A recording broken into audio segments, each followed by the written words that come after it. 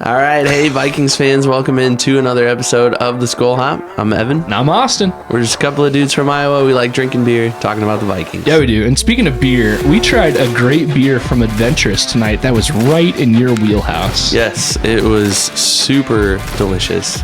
Definitely recommend it. We also kind of dove head first into all of the Vikings opponents for the 2025-26 regular season. Yeah, and a part of that, we kind of talked about the possibility of the Vikings playing 2 straight weeks over in the UK. Yeah, and kind of dovetailing off of that a little bit, we talked about games that we're kind of interested in and also a game or two that we're a little nervous about for the Vikings to play in this upcoming season. Yeah, but not too nervous. So if you're interested, grab a cold one. Join us for episode 89 of the Skol Hop. Skol.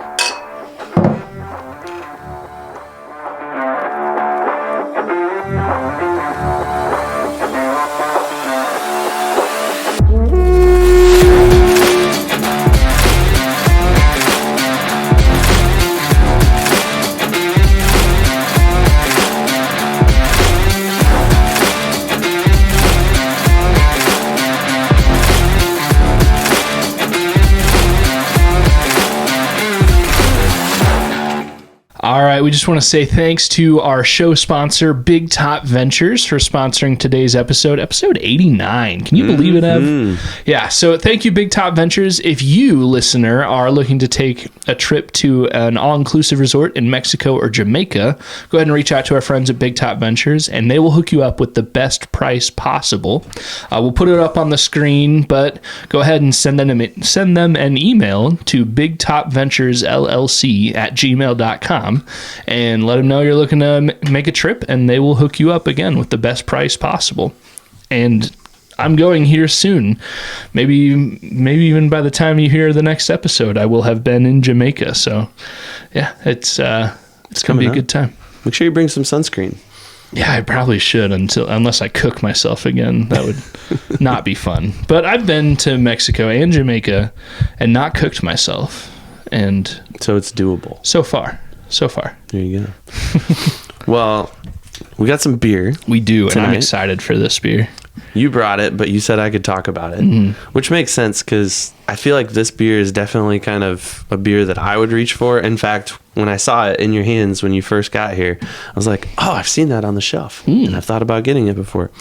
We're going to have Adventurous Brewing, which is right here in the Quad Cities, right down the road from us. We're going to have their Dark Lager Oaked. I think that's the order in which you would say that. I would think so. Maybe Adventurous can correct us if they need to. Dark oaked lager, perhaps. Anyways, it's a dark lager that has been oaked. So that's really all we get. There's no description on the can. Yeah, so the closest thing we get to a description is big beers, bold flavors, store cold, drink fresh. And no, it's not Subway. Let's do that. Sounds good. I'm very excited. I've heard recently from a listener that every single one of our episodes has like an awkward 4 to 5 seconds of silence, and that we need to do something funny with that. And that silence is when we both say Skol and we cheers it up and we take a sip, and then it's just silent. And maybe the listeners might hear like a weird mouth noise or something, which... Well, yeah, thank you for doing that. And when I listen back to this, I will cringe again. In your headphones. But we need to do something fun. Like, I don't know, put like a God voice or something like, oh, as we drink this beer or something. But I'll find a sound effect. Okay. I can do that. All right. Well, Skol. Skol. Oh.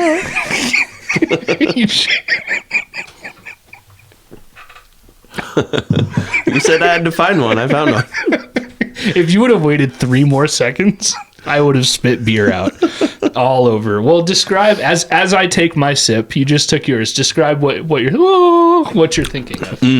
It's delicious. First of all, it's malty, very heavy on the malt, and I like that. Yeah. It's toasty. It's got kind of a toasted malt type of flavor to it. It's got a really clean finish to it.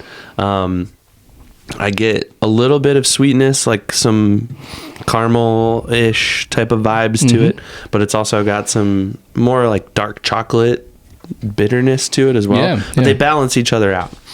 So I could be way off in my my flavor profile of this beer, but that's what I'm tasting, and it tastes pretty good. Well, neither of us are professional beer drinkers, and we're not. There's a term for it. With wine, there's a sommelier. Hang on.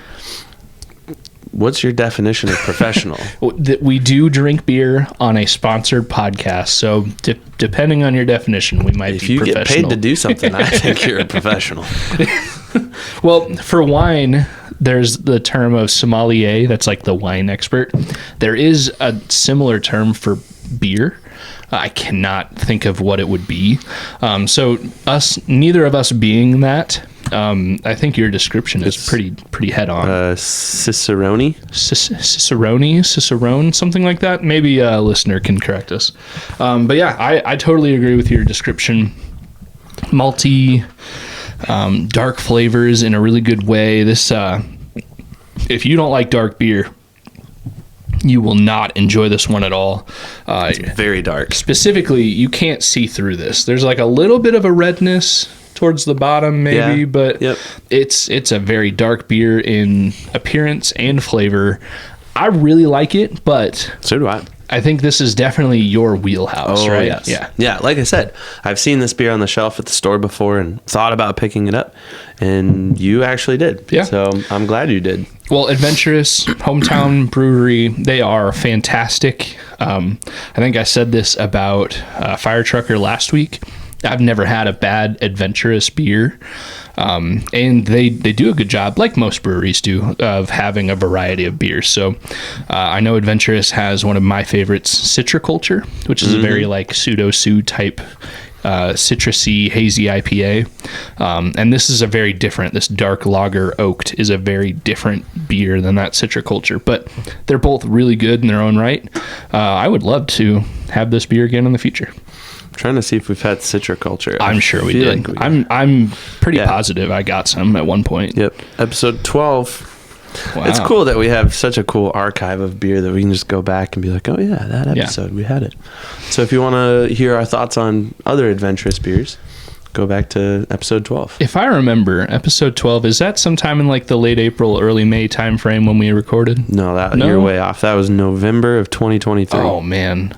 I really thought, because I remember I brought that one for our podcast, and I thought that I was watching the draft when at Adventurous, and I thought that's when I picked up that 4-pack. But apparently I'm wrong. Maybe it was a game or something. I don't know. No, and then actually almost a year later, in November of 2024, I brought Adventurous Pod Unsubscribed. Oh, I remember that one. That's a really good one, too. Adventurous does such a good job.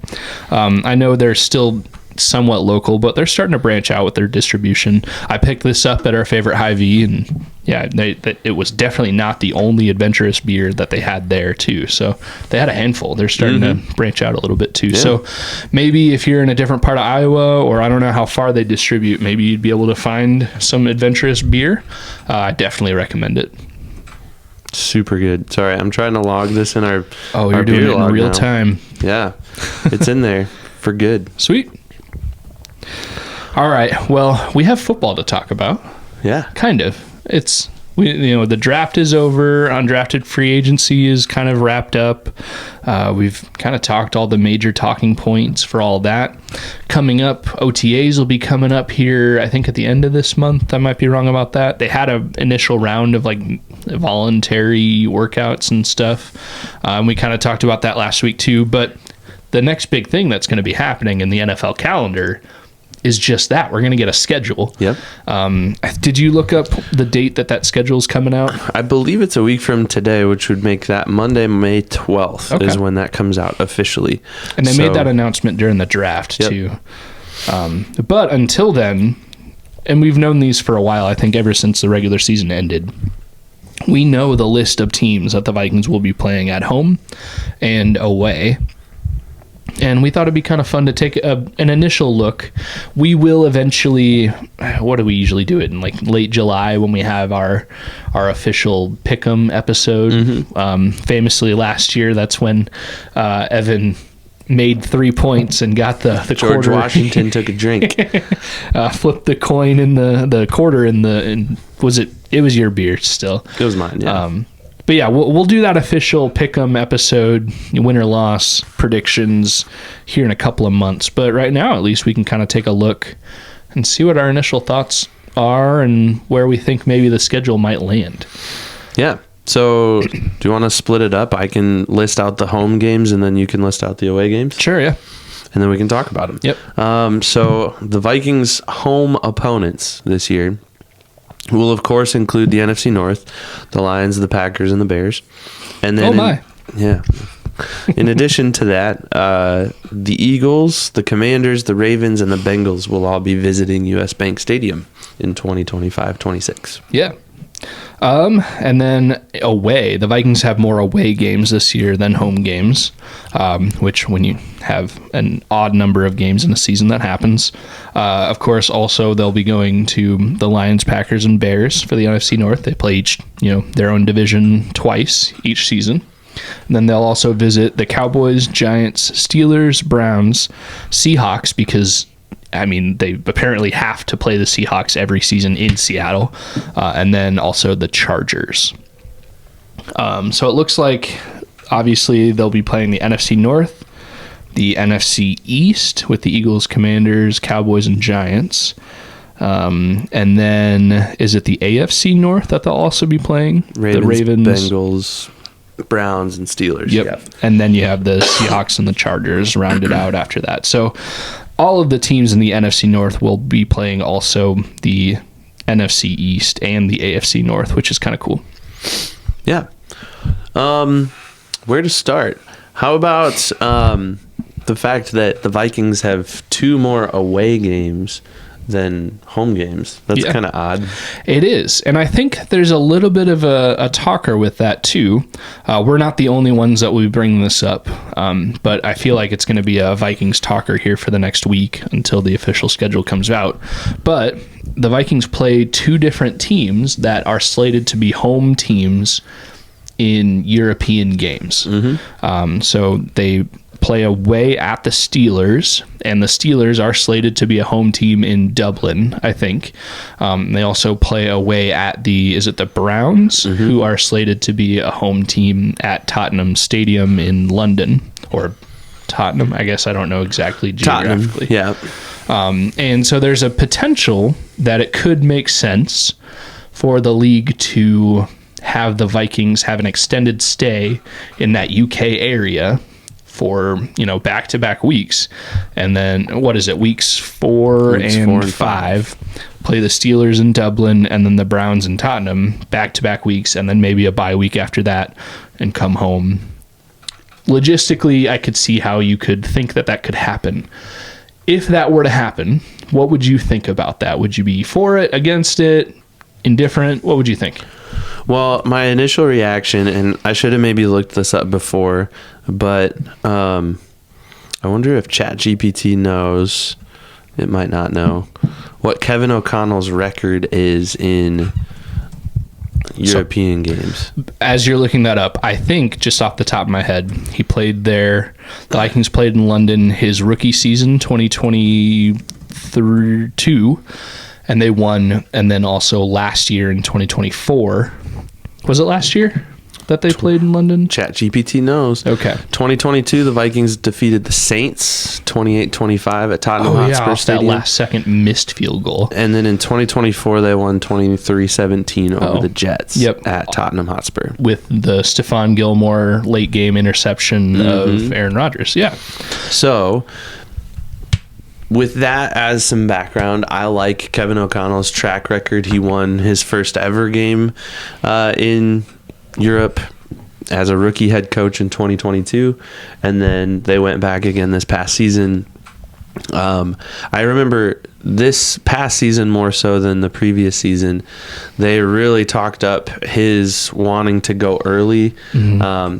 They left the States earlier than the Jets did, spent more time there. I think that allowed the guys on the team a little bit more time to do some of the touristy things without that affecting their preparation for the game and anything like that.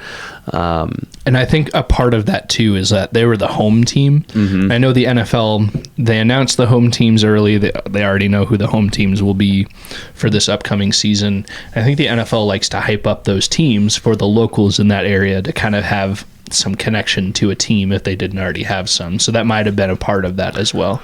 Yeah, and I don't know. I might make some hot takes here that no one agrees with, and that's fine. Let's do it. But I think Kevin O'Connell has a good track record in these games. I like that for either 1 or 2 games going over there. And then number 2, I would like to think that the Vikings have a pretty solid fan base in that part of the world. And the Vikings fans have definitely shown out here in this country by making plenty of away games feel like home games. Oh, yeah. So I don't think 2 games in a row in that part of the world is the worst thing in the world. In fact, it might actually be okay, because I think Kevin O'Connell and his team are going to do everything that they can to make that the best it can possibly be. They're not going to slouch on any of the details.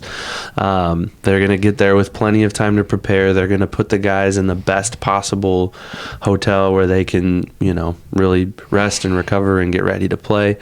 And I would like to think that both the stadium in Dublin and the stadium in London will be hopping with some purple and gold. Yeah. So those are my thoughts. So overall, it sounds like you'd be okay with it and even for them to have a back-to-back. Yeah, I think on paper it'd be fun. I think the only downside would be that would almost guarantee a week 6 bye, and that's what happened last year when they went to London and played the Jets. That was week 5, mm-hmm. and then they came home and had a week 6 bye. So if you're playing 2 games in Europe back to back, you're spending 2 weeks there now instead of 1. Mm-hmm. There's a 99.9% chance that you are getting your bye the following week to recover from all the jet lag and everything. Yeah. So I could see that. I think that's the only downside. I would prefer maybe a slightly later bye week than we had last year, just because the later bye week gives you an opportunity to recover, gets players healthy before the late push to the playoffs. Yeah, so. For sure. I can see all that. However, I would be totally against 2 in a row. Back-to-back. Both of them being away games. You're not losing any, competitive advantage by losing a home game, even if you are the quote unquote home team in London. You're still losing a home game. You're not in Minnesota. So they do some glitz and glam, and they really talk it up because it's a worldwide game, but it's not the same as playing at US Bank, sleeping in your own bed. So I'd be okay with them playing either one of them in London or Dublin. But I would not want them to go 2 straight weeks. I think logistically, if you're planning on going for a week, it's probably not too much more difficult to also plan for another week, but that's still more planning you have to do. Yes, Kevin O'Connell hasn't lost yet across the pond, but that's still a nightmare of logistics to have to plan on top of the nightmare of logistics that's going on in a regular NFL season. I think last year was the first time, and I might be wrong about that, but I know last year was the most recent time, at least, that an NFL team spent multiple weeks across the pond. And that was the Jaguars when they played as the away team in week 6 of 2024 against the Bears at Tottenham, and they lost 16-35. And then the next week, week 7, they were, I believe, the home team at Wembley Stadium against the Patriots, and they won 32-16. So that tells you right there, if you lose the first week, you can rally and come back and win. Although that was against 2 pretty awful teams last season, the Patriots especially. But yeah, I think I would not be for it. It's too long to be away.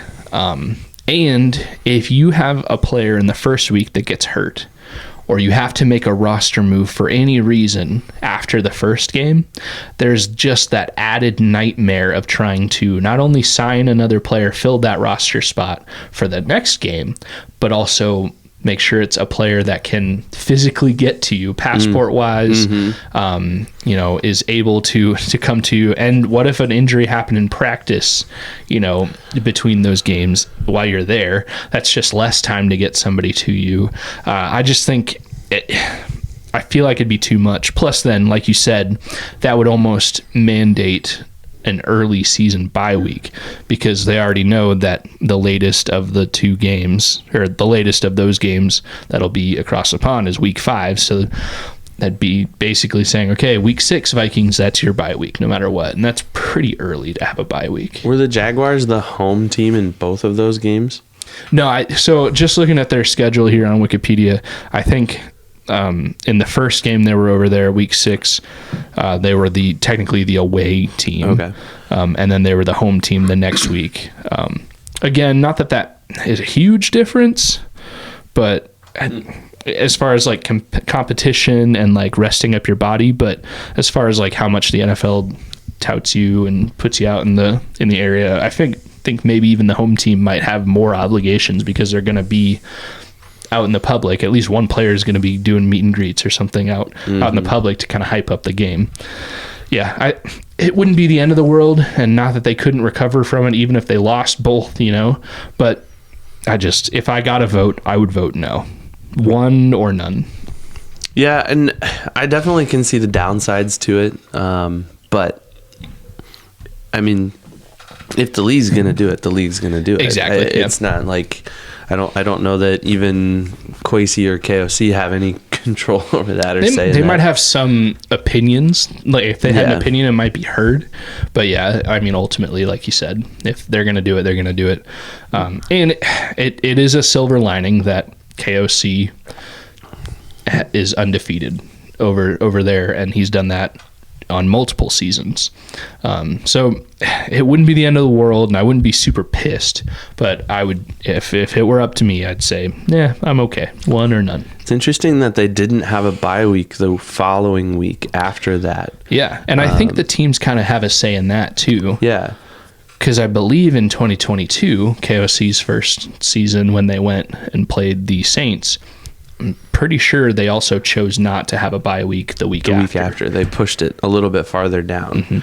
I remember that. So, I don't know. I would hope that Kwesi and KOC and whoever else is involved in that decision with the Vikings are thinking through all those things if those conversations are happening. I have confidence. I have faith that they could go do it. Would it be the best thing in the world? No, but I mean, playing the Lions, Packers, and Bears twice a year isn't the best thing in the world either, and neither is traveling to Seattle every year. Yeah. So how about that? Not a totally tangent, but my goodness, I think the last time the Seahawks played in Minnesota in the regular season, I think you said it before we started recording, was probably that horrible Blair Walsh game. If they've played there, once since, I don't know.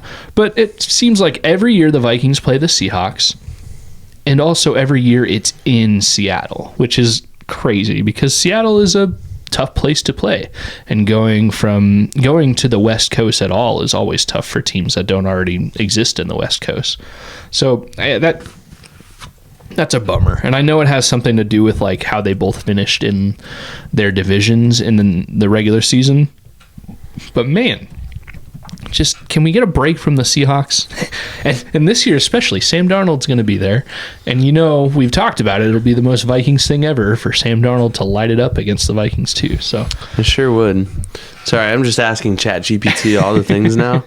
Not that I was unaware of ChatGPT before, but I just know how helpful it can be. Let's see. Location. Since that super cold game in 2015, the wild card game, the 10-9 loss where Blair Walsh missed the 27-yard field goal. Damn. The Vikings have only ever played Seattle in Minneapolis one time. They went to Seattle in 2018, 2019, and 2020, and then they played Seattle in Minneapolis in 21, and then they went to Seattle last year in 24. Okay. That's just crazy. I guess, there was a 4 out of the last break. 5. Yeah, but 4 out of the last 5 has been in Seattle, and now it's going to be 5 out of the last 6. I'm tired. I'm sure Seattle or Seahawks fans are kind of, I don't know why they'd be tired of a team coming to them so frequently, but it almost feels like a division game at this point now too. Ooh, 12th man. Ooh, it rains all the time. I mean, ooh, we have Starbucks. We have people throwing fish. What else? I'm just trying Keep going, man. Whatever I can do to make fun of Seattle. Okay. Well, Mr. Unlimited. Sorry. I hate that so much. But I think since 2018, Vikings have only won 2 games against Seattle too in the regular season. Mm-hmm. So they're 2-3 against them. But who knows? Seahawks have Sam Darnold now. Pro Bowl quarterback. Never know how that'll happen. I think JJ he'll be all right. He'll be pretty good. Let's talk about the NFC North for a minute, because I know we had friend of the show Forrest on. Yep. I don't know, maybe a month ago now, and we talked about NFC North predictions. Post draft, has your opinion on the North changed at all? Not really. We talked, I think, last week about our grades of like the Vikings off season so far. I gave like a draft grade, and then you gave like a grade of the offseason overall. And the Bears, I think, have done a pretty decent job of at least addressing their offensive line, their defensive line, similarly in the way that the Vikings have. And I think, I'll say it again, I've said it before, it might be absurd. I'm more afraid of the Bears than any other team. Definitely more afraid of the Bears than the Lions right now, because they don't have any good coaches anymore. The Packers are still decent. I think they have earned the right to still be, I don't know if feared is the right word, but still be pretty good. But yeah, I think it may balance out a little bit differently in the NFC North in 2025 than it did in 2024, but I think it's still going to be a tough division. The first 5 or 6 weeks of the season, every team was good, and then the Bears kind of dropped off, and the Lions kept being a gauntlet, and the Vikings, I mean, they won 14 games. The Packers dropped off a little bit, but the NFC North was still a gauntlet last year, and I really think there's at least one more season of that coming. I really do predict a Lions drop off. I think you can't lose the type of coaches that they've lost and still keep going the way that they have, because you can be as mean and as aggressive, and I mean that as a compliment, mean and aggressive on the field, but you can't do that without being able to back it up with solid play calling, intuitive plays, stuff like that. And I think they lost all of that. I don't know how they're going to keep it up. So yeah, I think still it's going to be a gauntlet. Yeah, I'm pretty sure I predicted the Vikings to win the division. Did I not? We did this with Forrest, and I think we both may have predicted a Vikings division win. And I stand by that. I wouldn't take that back. I would maybe tend to agree with you now, especially after the draft. Not that the draft really rocked the boat a ton, but I feel like the Bears have really they've built up a little bit, and I don't know. We'll see. Obviously, you got to go to those 3 locations and play those 3 teams at home. Mm-hmm. So there's your guaranteed 6 conference games right there. Looking at the other games outside of the division, what game interests you the most, and what game maybe are you like most nervous about for the Vikings? Well, so I will say, and of course, all of this is with the caveat of we don't know when these games are happening yet, so it's tough to really like have a full understanding of the schedule, because it's not just who they play, but it's when, and is it a Monday night game? Is it a Sunday game? Is it a game in Europe? When's the bye week? All those things factor in. But given what we know right now, what game are you most interested in, and what game are you kind of worried about for the Vikings. So as far as being interested, I think that Chargers game is going to be pretty fun. I mean, you have the built-in talker of J.J. McCarthy. Against his own coach. Yep, and Herbert? Harbaugh. Oh. John Harbaugh. Sorry. I thought we moved on from Harbaugh. No, so you have that talker because they were, hand in hand in Michigan and had a lot of success there. And he's only really ever been positive towards JJ since he's come into the league too. He hasn't really done anything but say nice things about him. Yeah. So I think JJ is the kind of person that it'd be tough to say anything negative about the man, JJ McCarthy. Have your takes on if he's a good quarterback, whatever you want, but I don't think there's any question that he's a good dude. Right. So Harbaugh has been both. McCarthy is a good dude and a great quarterback, which when you win a national championship with somebody, it's hard to have any negative opinion. But I think that'll be an interesting one. It's in San Diego, or not San Diego. I do this every time. It's in Los Angeles. Used to be San Diego. And there's, who knows, if depending on when it is in the season, there could be a lot of hype up. It could be the first game of the season. The NFL might want to do that for the storyline. And it could be later in the season, and we have a better idea of who J.J. McCarthy is as a young quarterback in the NFL. That one will be exciting, interesting, and depending on the records of the teams at the time, I think that's one that ESPN may try to hype up. That could be one of few, because as a 14-3 team, you're probably up for a few primetime games the next season. Sure. That could be one of the primetime games that the NFL wants to hype up a little bit. As far as being concerned about any of them, I mean, you can't not be concerned about, it's NFL. Even if a team is awful, they can still beat you any other week. But I think that Commanders game is going to be kind of concerning. Yes, it's at home in Minnesota, but you've got a team in the Commanders that have a really good young quarterback and a good young team that beat the Lions last year in the playoffs, and they're only looking to be even better and better every year. So I think this time last year I was saying, the Vikings are kind of a year behind what the Texans have been doing. At the time, the Texans had a young, I don't know if he won Rookie of the Year, but a young, really good quarterback in C.J. Stroud and a newer coach, and they were pretty good, and I thought the Vikings were kind of following in those footsteps. I'd put the Commanders in that kind of situation as well. Young quarterback who's been successful, coaching staff that has figured something out, and that team's going to be really good, and I think that could be a really concerning game for the Vikings this year. It's a good one. That was actually the one that I circled as being most interesting. Okay. I think it's going to be interesting to see two young quarterbacks go at it. And I feel like the league always hypes up the young quarterback kind of narrative. They always do the side-by-side comparisons, what they look like in college and what were their college stats and all this stuff. I don't know that I'm super worried about it necessarily, especially given the Vikings defense. I feel like the Vikings defense really, other than a handful of games last year, they really put the foot down on pretty much every team they played. And they added some key pieces in the offseason. One of those being a former Commander. Yeah. So I would like to think that the defense won't allow the Commanders' offense to run crazy.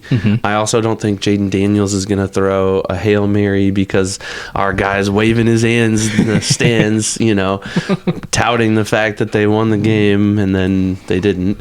That's still one of my favorite non-Vikings memories. But that's a cultural thing too. We talk about the most Vikings things ever. That was a most Bears thing ever. Absolutely. And it was hilarious. But I think that's going to be an interesting game. I love the fact that it's in Minnesota. I'm not nervous about it necessarily. I'm excited about it, and I'm excited to see what they're going to do. I think a game that I am nervous about, I'm kind of torn between two games, actually. One we've already mentioned, the Seahawks. just because of the most Vikings thing ever storyline. Yeah, well, and we have we've seen it. We just proved it a few minutes ago. We've gone there more than they've come to Minnesota, and for some reason, Midwest and East Coast teams struggle when they go west. Yep. It's the time change. It's whatever. It's the altitude. I don't know. The weather. They just struggle. And the Vikings have struggled. The Seahawks have had the better record, and they've been the better team in the last decade of playing the Seahawks. So I'm kind of nervous about that one. They've got Sam Darnold, as you mentioned, as well as a younger head coach who's kind of making a name for himself in the league. Had a pretty successful season last year, and now has added some key pieces in the offseason. I think the other one that I'm a little nervous for, and I hope this one doesn't get scheduled for late in the season, is the Ravens at home. Okay. Lamar Jackson, I mean, he's been playing at an MVP level for how many years now? He hasn't. It depends on your definition of what you think MVP level is. But yeah, but I mean, he's an electric player at times. Arguably, though, he's really good, and Derrick Henry was monster, a beast in the backfield. They had a pretty good defense to back it up on the other side of the ball. So I don't know. I'm a little nervous about that one. I feel like the Ravens will come into this season with a chip on their shoulder because they've just been right there and right there and right there season after season, and it's either the Chiefs or the Bills that are, nope, we're going to shut you down. end of your season is now, and they're going to come in and have that chip on their shoulder. So I don't know. I'm a little nervous about that one too. Yeah. I'm not super nervous about any other games though. Yeah. Well, honestly. I think it's interesting, and this is for both of us, that neither of us mentioned being nervous about hosting the reigning Super Bowl champions and the Eagles. That's one that I just hope that's not an early season game. In recent memory, I think the Vikings have played the Eagles twice in week 2, so really early on, coming off short weeks for both of those times. Just in I think the last 3 or 4 years, they played the Eagles in week 2 and they've lost both times. So I hope that's not an early season game, and even if it's a late season game, the Eagles are still good at this moment. Nobody's better than them. They sit on top, and for good reason. They won the Super Bowl. But yeah, I do think it's funny that both of us looked at this and neither of us thought right there, the Eagles, because I think we have a pretty high opinion of the Vikings this year. I'm not saying, the Vikings are better than the Eagles. I think all of these, I could sit here and say for each of these games, I could see the Vikings winning that one. Some of them are going to be tougher than others, but yeah. I think the Super Bowl slump is real. It can be. I think the only modern exception to that would be the Chiefs. And even then, it's not like they're winning it year after year after year, and they went for 3 in a row this year and couldn't get it done and lost to the Eagles. Yeah. So I don't know. I'm glad we don't have the Chiefs on the schedule this year. We did last year or 2 years ago or something. Anyways. 2 seasons ago. 2 years ago. All that to say, I don't know. I don't feel as concerned about the Eagles. Yes, they're returning a lot of players. Saquon Barkley was a huge addition to that team. And Jalen Hurts is a really good quarterback, and they have a play that nobody can beat when it's 4th and 1 or 4th and goal at the 1. Yeah. So 3rd and 2, yeah. Although I will say, yes, the Super Bowl slump is real, but the Eagles were just in the Super Bowl 3 seasons ago, and then they lost to the Chiefs, but then they built it back up and came right back in. So I don't know. I feel like maybe we should be a little bit more concerned about that Eagles game than we are. I'm still not saying I'm concerned yet, but that'll be one of the tougher games as things sit right now. I do hope that's not a primetime one either. Another interesting one that will be fun to watch will be 2 former college teammates that play on the same side of the ball, so they won't match up against each other, but arguably the 2 greatest receivers in the game of football right now. Jamar Chase will come and visit U.S. Bank Stadium with the Bengals. Yeah, That'll be, and I mean, Joe Burrow was Justin Jefferson's quarterback too. So yeah, that'll be a fun storyline that week too. But the Bengals have kind of dropped off really ever since they lost their Super Bowl a few years ago. They've had some individual success and some decent stats, and there was the one season that was kind of lost a couple of years ago for Joe Burrow with injury. But yeah, they haven't been great, and they almost have no defense whatsoever now because they won't pay their best players to play defense. And I think Hendrickson, who is still currently an Eagle, he's still currently a Bengal defensive end, is probably their best defensive player. He's been saying, like, I want out. So unless I'm missing, a headline where he re-signed for big money, he may not even be on the team by the time the Vikings play them. So yeah, that'll be a fun talker. But I think as of now, I would predict the Vikings to win it. Granted, we're in May, and they won't play that for potentially, at least it could be 6-7 more months before that game happens. So I want your take on strength of schedule, because about this time, before the official schedule is released, everybody starts talking about, this team has the 5th hardest schedule and this team has the 5th easiest schedule and blah, blah, blah. And today, notoriously, somebody came out and said the Vikings have the 5th toughest schedule in the league. What's your take on that? And do you agree with the ranking that the Vikings have the 5th most difficult schedule right now? I think I could see that with all the information we have right now, but we have no idea if there's going to be injuries for the Vikings or other teams, here in the next, when do they start playing games? About 4 months from now is when they start playing regular season games. So many things could happen between now and then, and we could sit here and be thinking, oh yeah, that Bengals team, they haven't been good. They could come and go undefeated. Any team could surprise everybody. Look at the Lions. I mean, 3 years ago, they were still the same old Lions that were the laughing stock of the league for 50 years. And then they go on a run where they're actually pretty decent. And all that to say, the Lions could even turn around and be like garbage. So these... You kind of already predicted that. I am predicting that, but that's also... I'm super biased too. So as of right now, yeah, sure, it's fun to be able to predict these things and say like, oh yeah, the 49ers have the easiest schedule as of right now, and that definitely means they're going to the Super Bowl. But you never know. Things could change and injuries could happen, or...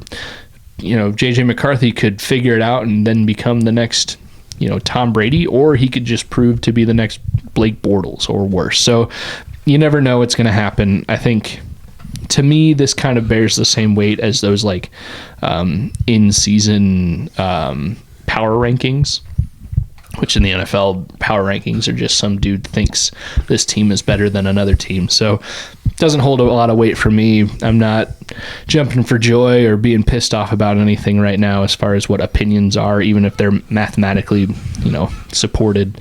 I guess it's a talker, something for us to talk about here. What do you think? I have a big problem with it, actually, because they're lying right now. We don't have the schedule yet. Therefore, you cannot predict, or you cannot rank strength of schedule based on a schedule that hasn't been released yet, because the schedule not only includes the opponents, but it includes when and where you play those opponents. And that's a big deal in today's NFL. If you have a Thursday night game and 3 days before that you played a Monday night game, that's a problem for you and your team. And everybody knows it. It doesn't matter who those opponents are. Exactly. You do not want to see that on your schedule. You also... if you play a Thursday night game, you get a sigh of relief after that, because you get the mini bye week. You get the weekend plus 3 more days to prepare for your next game. Whereas, the other teams are turning around in a matter of a couple of days. So I think it's unfair to call this a strength of schedule. I think you could call it strength of opponents, because all it's taking into consideration right now is who are their opponents, which we've already listed out, and we've already kind of picked apart the opponents for the Vikings this coming season, and it's based on how those opponents and how that team performed in the previous year. It doesn't take into consideration the draft picks, the free agency moves, any head coaching changes, any coaching changes, period. I mean, who knows? There could be a team out there that was really bad, and now they got that one guy who no one really knows what he does exactly, but he just brings something special to the team, and they win a bunch of games when he's around. So that was Kevin Stefanski before he left the Vikings, I feel like. Yeah. Like he was kind of that guy, like nobody knows who he is, at least on the outside. People inside knew who he was. And then he got scooped up by the Browns, and now he's a head coach in the NFL. Oh, talk about a guy that was put in the worst situation ever to finally get your break after a decade or two of, paying your dues, finally getting an OC job with the Vikings, and then I think the next year getting a head coach job, and then quickly being stuck with a devil of a person who is accused and definitely did do some awful things in Deshaun Watson, and an ownership group that paid a couple $100 million for that dude. So they're telling you, yeah, he is your quarterback. And then as the coach, you're stuck with the success or failure of your quarterback too. And that's such a raw deal. And I know Kevin Stefanski, from what we've both heard from, granted, people we've never met and, just off Twitter and stuff, I think Kevin Stefanski is a stand-up dude who would never choose to have Deshaun Watson on his team, let alone as his starting quarterback. But yeah, total tangent, rabbit hole there for one thing that you said. But yeah, I think as of right now, it's so tough you can't predict. They were saying right before the season the Vikings in 2024 would only win 6 or 7 games. Nobody knows anything, really. Right. You have to consider it all. You have to consider, like last year, remember 3 away games followed by 3 road games. That actually proved, and I think I was kind of correct when I predicted that before the season started, that would prove to be a big stretch. If the Vikings can win those 6 games, or maybe even just 4 or 5 of those 6 games, win a couple on the road and come back and win a couple at home, that would be huge. And it was. The Vikings won 14 games. Yeah. And I think people were not expecting a Sam Darnold quarterbacked Vikings team to win even 10 games, let alone 14. So in the same way, I think most casual viewers of the NFL have no expectations of JJ McCarthy. Whether I still hear, people will know I'm a Vikings fan, and they'll still say, like, so what, after the draft, what the Vikings do at quarterback? What are you going to do at quarterback? Like, when are you going to call Aaron Rodgers? They have no clue that JJ McCarthy, a national championship winning quarterback, is ready to go. And I have full faith in JJ right now, and I think most Vikings fans do. And if you don't, then you're not an actual Vikings fan. You're a casual who doesn't really know what's going on. I got asked that question after Sam Darnold left. Somebody was like, well, what do you think the Vikings are going to do now? And I said, it's a no-brainer. JJ McCarthy's going to be the quarterback of the Minnesota Vikings. Do you need any other answer than that? We have known that since a year ago, literally a year ago.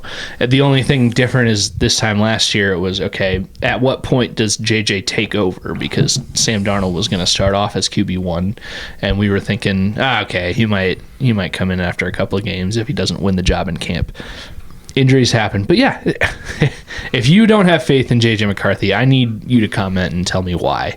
Because nothing has told us not to have faith in him. He was injured, and not even a career-altering injury. His knee, which in 2025, the injury he had, his meniscus, is not a career ender. So we'll be good.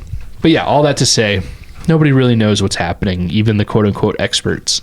And I have faith in the Vikings. I think whether they had the hardest or the easiest schedule right now, I'd still be rolling my eyes and I wouldn't care. What's one hope that you have? We've already kind of talked about, like, I hope the Eagles game isn't early. I hope this game isn't in, one hope that you have. Could be home, away, could be about the timing of the game. Yeah, I mean, I've already said it. I just hope they don't have back-to-back games across the pond. I'd be okay with one of them, and it doesn't really even matter to me which one. I think it's kind of cool to have a London or Dublin game, but I just don't want. I hope they don't do them back to back. I just feel like that'd be too much to ask for, and then anything could happen. I'm hoping they kind of spread those divisional games out, or the conference games out a little bit, because I don't like it when it's like, well, you play a bunch at the beginning of the season because that sells tickets and that gets all the hype, and then you don't play another one until we get to the end of the season because that sells more tickets and that creates more hype, because who's going to make the playoffs and who's not, who's going to win your division and who's not, and it just it's, I don't know, it's frustrating. Unfortunately for that idea, I think the NFL has figured out, and it's been successful, to have those division games, maybe sprinkle one or two early in the season, but really backload those because they do have such big playoff implications. And what was it, 2 seasons ago, the Vikings didn't play the Lions until week 16, and then they played them again in week 18. So yeah. I think we're going to see more of that. Yeah. Another hope is that the Vikings have been pretty decently lucky in recent years of avoiding bad weather games, whether it's downpouring rain or definitely snow games. I can't remember the last snow game the Vikings have played in.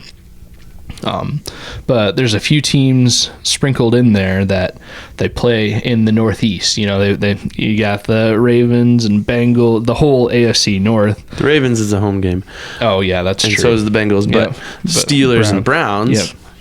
Which, we've talked, that could be the back-to-back in London. But that could also, neither of them. They don't have to either of them be across the pond. So there are some away teams that do play in potentially colder climates, which cold is okay, but I just hope they avoid. I would hate for any team to lose a game because it was a historic snowfall. Snow games are kind of fun sometimes to watch when it's teams you don't care about, but definitely your team. Like, man, was it the Browns and the Steelers last year? I think the Browns won basically because every time they touched the ball, it was not, torrential snow coming down, but every time the Steelers touched the ball, and I might have the actual team mixed up, but every time one team had the ball, it was like, oh, here's where the snow decides to come down, and then, oh, they're on defense, so the other offense gets clear skies. So hopefully no crazy weather games to the point that, oh, obviously the first team to score won because nobody else could get even close. My favorite moment from that game was actually before the game when Jameis Winston was having his moment with the sideline reporter, and he said something to the effect of, you know what, I'm just so glad that the Lord had blessed me today to play in some snow. In a way that only Jameis Winston could. It was pure television gold. And I was there for it. It was hilarious. I'm also really glad Jameis Winston is not a Viking.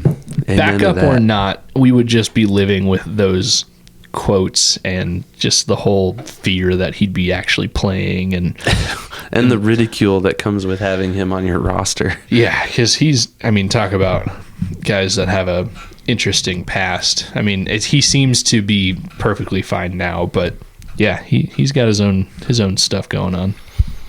Well, I think it's safe to say at this point, I'm really excited to see how the schedule shapes up. There's still so much on the table that remains to be seen. So I'm excited for the season. I really think the opponents are favorable for the Vikings for the most part. I see some teams on here that, I don't know, they could come out and have these amazing seasons. It's why you play the game. But historically speaking, like the Giants and the Cowboys haven't been that great. The Bengals, you mentioned a little bit ago, have been struggling. The Steelers, I think there's still kind of a big question mark there about who's playing quarterback for them. I don't know if anybody knows who their QB1 is right now. That could be another Aaron Rodgers game. Yeah. So they could go back-to-back years playing against Aaron Rodgers across the pond. That would be interesting. But yeah, I think, the schedule, and looking at them, they do look like football teams, not like all of these teams seem to have a decent run game, and they play football the hard-nosed way for the most part. And I think a lot of decent coaches on this list too. So yeah, it'll be a fun season. I think, sure, could I see some logic behind whatever math formula saying the Vikings have the 5th hardest schedule as of right now? Yeah, I could see how that lines up. But fifth most difficult opponents. Not schedule. We don't have the schedule yet.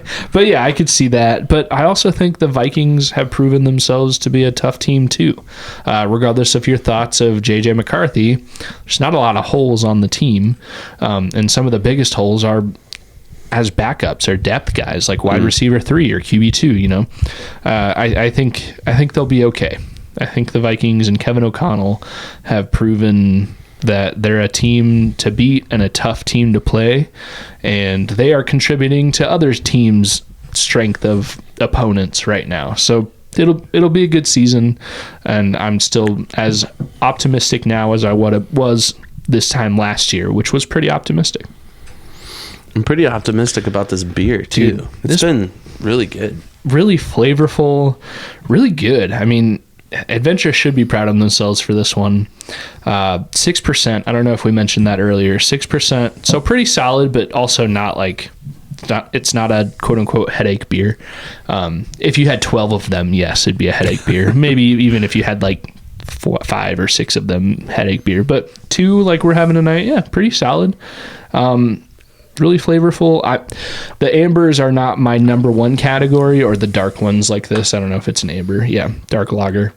But they're dead near category, and even I like these. So yeah, and I mean, to be fair, I'm not, this beer snob that's like, well, I only drink oaked dark lagers, right? Like, that's just not who I am. But I like a beer that doesn't mess around, that doesn't try to pretend to be something it's not. We've tried some pretty off-the-wall beers, and I've actually been surprised by how much I like them. I think we've had more successes with the off-the-wall beers than we thought we'd ever would. We might be onto something with that. However, this just hits the spot. This is like comfort food in a beer for me. And I'm definitely going back to the store and getting this one again. Yeah, I recommend it. It's good. I know these ones aren't super cheap. So I was actually just about to say, Adventurous, they use really quality ingredients. They're a smaller operation, and for very good reason. Most of their beers, they're not the cheapest ones on the shelf at Hy-Vee. Honestly, some of their 4-packs can get upwards of $20-ish. This one, I don't remember exactly. I think it was like $12 or $13, which I'm saying is pretty reasonable price for any brewery, but especially for Adventurous. This one, for being as good as it is, wasn't super expensive. So, well, if you see me at Hy-Vee, now you'll know what I'm getting, because that's a good deal. Yeah, and no sale or anything. It was just regular price. There you go. Well, safe to say, we enjoyed this beer. I think it goes without saying, we're going to enjoy the football season when it gets here. That's the whole point we're here. Yeah. And I think we'll enjoy the off season, and we'll enjoy all the news that comes with it, and all the kind of ups and downs, and hopefully more ups than downs. But there's still a lot of talkers. We got OTAs coming up, and then a pretty good break in like July, but then training camp will be here before we know it. Cut down day will be really interesting to talk about. Our pick'em episode will be a lot of fun. A lot of stuff for us to talk about. The best is yet to come. Yeah, for 2025. Yes. Yes. Well, I don't know. Do you think this is maybe the best episode yet? Maybe. And this is one of the better beers yet. Skol. Skol.